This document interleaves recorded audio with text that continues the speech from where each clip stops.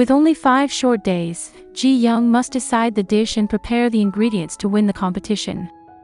Ji-young never runs out of ideas. With knowledge from the future and her cleverness, she already sketches a pressure cooker and plans to make it. The challenge is that Ji-young must find a special craftsman to create the pressure cooker, who is a descendant of the Grand Military Protector Jang Yong-sil. To get the item, Ji-young must go out of the palace again.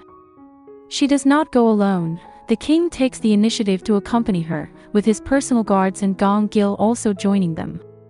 Along the way, the king seems unaccustomed to walking far. He looks exhausted, complains about his aching feet, and on one side, his participation in helping her find the way to make the pressure cooker only makes him look troublesome. When they meet the craftsmen, they face a kind of trap or test to measure their sincerity and determination. This is a challenge they must overcome, although it is not an attack from the enemy. At one moment, a cannon suddenly moves toward them, so in panic Ji-young tries to warn the king to avoid being hit, and urges everyone to get out. The annoyed king can only grumble, is he out of his mind? Meanwhile, Prince Jaesun learns that the king leaves the palace again. He sees this as an opportunity, especially since many dangers may happen outside that threaten the king. At one point, a group of people tries to cause chaos. They attack the king and the others, but this time their target is not the king, but Ji-young. They hope Ji-young fails in the competition so that the king's position weakens. This becomes a form of attack that is more political sabotage from inside the palace.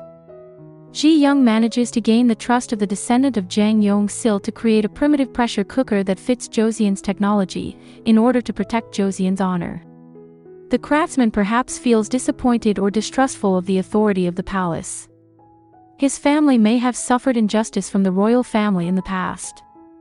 Therefore, he wants to make sure that the king and Ji-young have sincere intentions and do not only use his skill for temporary political interest. By giving them a trap or test, he wants to see if Ji-young and the king have the patience and sincerity to overcome the challenge and earn what they want.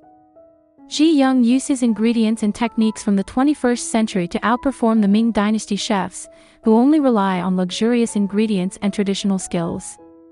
Even though Prince Jaesun tries to bribe the Ming envoy to ruin the Joseon team, the attempt fails because of the superiority of Ji-young's culinary skill. Ji-young's unique and revolutionary dishes succeed in changing the envoy's view, making his professional judgment as a food connoisseur stronger than any political deal. Ji-young's victory not only proves her greatness in the kitchen but also ruins the schemes of Prince Jaesun and consort Kang.